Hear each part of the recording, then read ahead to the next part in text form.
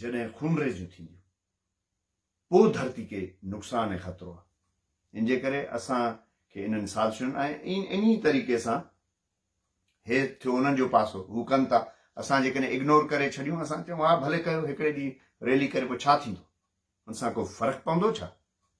को बि फ़र्क़ु नाहे पवणो। सिंध ईअं केक जो पीस नाहे जो केरु कटे खणी वञे। बाबा 7000 सालनि खां वठी हिकिड़ी कुदरती नेचर जे तरफ़ों ठाहियल ज़मीन आहे, धरती आहे, मुल्क आहे, हिकिड़ी तहज़ीब हो हज़ारनि सालनि जी तमंदन आहे, उनखे बसि ईअं केरु टुकुर खणी वेंदो, केरु कटे वेंदो ईअं। सो इन में न अचो। इन में जेके बि माण्हू भड़काइनि था इन लसानियत खे, उहे सिंध जो फ़ाइदो नथा कनि, छॾे ॾियनि। ऐं ईअं ई असांजे सिंधियुनि मां बि भला 3 सेप्टेम्बर वारो वाक़े उन वक़्त जी MQM खे वॾे में वॾी इलेक्शन खटराई उन खां पोइ। छो त वाक़े में हैदराबाद में 3 सेप्टेम्बर में सवें उर्दू स्पीकिंग त बेगुनाह के रोडनि वारा, रस्तनि वारा, दुकाननि वारा, होटलनि वारा वीचारा मरी विया, पर उन सां गॾु पठान मुआ, उन सां गॾु सिंधी मुआ।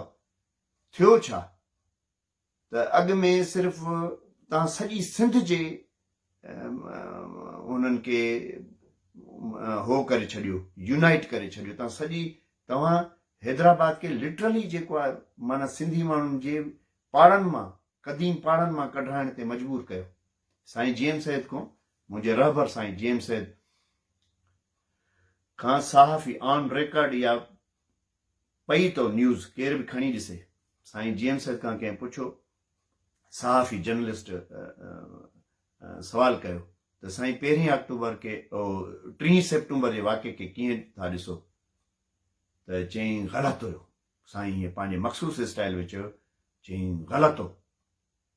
चई साईं कीअं था ग़लति चओ, माण्हू त ख़ुशि थिया आहिनि, ऐं जेको आहे तव्हां कीअं था हिनखे ग़लति चओ? चई मां नथो चवां, 1 अक्टूबर थी चवे।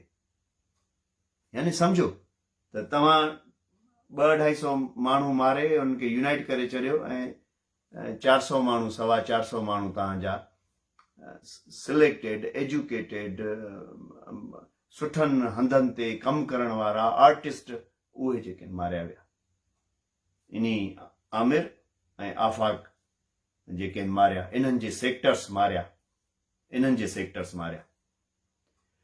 त चवण जो इहो ई मतिलबु आहे त हिकिड़े वाक़े जो जेको रिएक्शन थिए थो, पोइ उन खां पोइ जेकी जंग छिड़े थी, उहा असांखे वरी 50 साल पोइते करे छॾींदी। ही जेकी गुज़िरियल 20-25 सालनि में हिन मोहबतनि वारे टाइम में हे आरिसर साहब, बशीर ख़ान कुरैशी, साईं GM सैद, ॿियनि सीनियर माण्हुनि जी जेकी वेझड़ाई पैदा कराई जई, ही जेकी कराची में सिंधी अची सेटल थियो आहे, वेठो आहे, तव्हां चाहियो था त इहो सिलसिलो बंदि थिए, तव्हां चाहियो था त तो फिटनि, वरी थेला कमेटी थिए, वरी जेको आहे भॼन। कुझु जेके पैराशूटी माण्हू आहिनि न, जंहिंखे पैराशूट ते लॉन्च कंदी थी रहे जेको आहे सरकारी एजेंसियूं, उन्हनि जी एजेंडा इहा आहे त बाबा तव्हां हाणे कहिड़े बि तरीक़े सां को फशरो या झेड़ो करायो।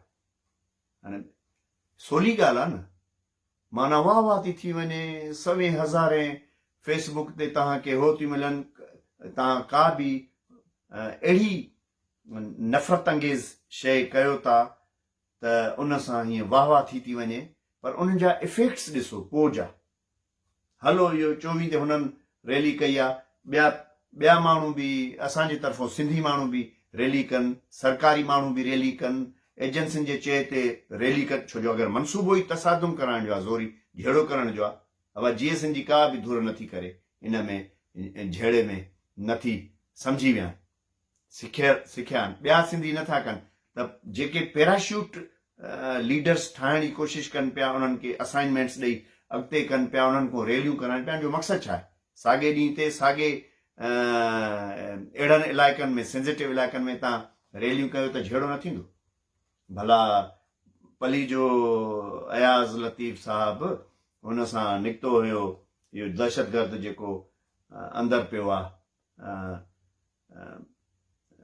बलोच इहो लियारी वारो इन सां गॾु निकिता हुया त हू त बलोच त उज़ैर बलोच त पंहिंजे साथियुनि समेत लियारी जी सरहदनि मां ॿाहिरि निकितो ई न। जॾहिं ही ॿाहिरि निकिता त पोइ आम कारकुन आम वीचारा ग़ज़ाला बतूल जहिड़ा ॿिया टियां ऑफिसर माण्हू उहे शहीद थिया। पोइ इन्हनि खे ट्रापी ॾेई छॾे लाश ई उतां छॾे पाण अची प्रेस क्लब हैदराबाद पहुता, प्रेस क्लब कराची पहुता। यानी पोइ जी बि ॻाल्हि आहे न त उहो जहिड़ो केरु करे, केरु सस्टेंड करे, केरु उनखे फेस करे।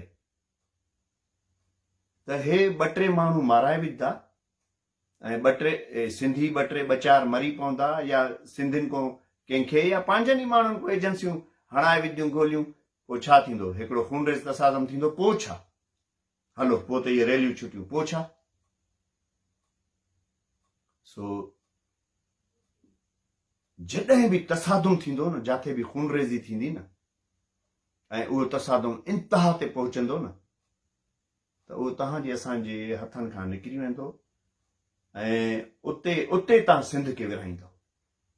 हीउ सिंध जो बचा न आहे, हे सिंध जी विरासत जो जेको आहे बुनियाद था विझो। उनजे करे अहिड़े क़िस्म जी जेके सिंधी माण्हुनि में नसल परस्ती आहे या जेकी सिंधी माण्हुनि जे ज़हननि में फितूर आहे या जेके सिंधी माण्हू एजेंसियुनि जे इशारे ते कुॾनि पिया नचनि पिया, असांखे इनखे कंडेम करणो पवंदो। असां नसल परस्त न आहियूं, असां क़ौम परस्त आहियूं। सिंध में कई नसल आहिनि, सवें नसल आहिनि जेके सिंध में हज़ारनि सालनि में अची मर्ज थिया आहिनि। को 70 साल पहिरियों आयो आहे, को 100 साल पहिरियों आयो, को 200 साल, को 1000 साल, को 500 साल। इन जे करे सिंधी माण्हू नफ़रत में जी नथो सघे, सिंध नफ़रत में तरक़ी नथी करे सघे। उन जे करे जेको आहे मां पंहिंजे सभिनी जेके बि ख़ासि तौर ते कराची में पुराणा साथी वेठा आहिनि, नौजवान वेठा आहिनि, जिए सिंध वारा वेठा आहिनि, सुठनि ख़्यालनि वारा वेठा आहिनि, अदीब दानिश्वर पढ़ियल लिखियल, रोकियो इन्हनि शयुनि खे। छो जो हीअ असांजी ॻिची में इहे टके जा माण्हू असांजी ॻिची में विझी इहो फिल्म सिंध खे तबाह कराए छॾींदा। ऐं हिकिड़ियूं जंगियूं अहिड़ियूं आहिनि जेके ॻिची में पवनि थियूं, पोइ विढ़णियूं पवनि थियूं। असां माज़ी में असां उन्हनि जंगियुनि में रहिया आहियूं, पंहिंजे एक्सपीरियंस खां मां ॻाल्हायां थो। त इन्हनि शयुनि जे हथ ॿधी जेको आहे मां तव्हांखे अपील कंदुमि त इन्हनि शयुनि खां सिंध खे बचायो। आईंदा वरी जेको आहे कचहरी थींदी, कचहरी त इन ते बि करणी हुई। हे जेको नवाज़ शरीफ़ APC ऐं नवाज़ शरीफ़ ऐं हे जेको लिकी चोर दरवाज़नि में सियासतदान वञी इन्हनि सां मिलनि था, पंहिंजो एजेंसियुनि सां ऐं जनरलनि सां, ऐं ॿाहिरों वरी जेको आहे वॾा हीअं तूर ख़ान थी घुमनि था। इन्हनि ते बि ॻाल्हाइणो, पर वक़्तु घणो थी वियो आहे, इन ते वरी ॿिए दफ़े ॻाल्हाइबो। पंहिंजो सिंध जो सभिनी सिंधियुनि जो ख़्यालु कयो ऐं यूनिटी पैदा कयो। सवें न, हज़ारे न, लखें उर्दू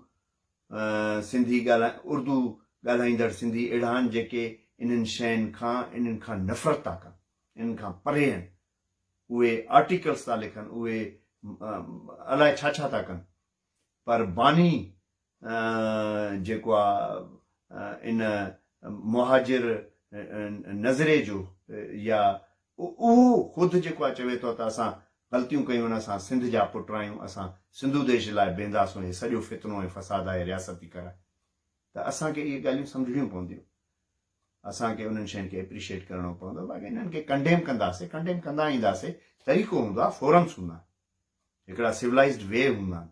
जेको आहे पंहिंजी क़ौम खे इहे जाहिल माण्हू जेके आहिनि को एक्सीडेंट कराए विझंदा, को वॾे आढ़ा में विझी छॾींदा। हिन टाइम ते जेको आहे असांखे उन आढ़ा खां बचिणो आहे।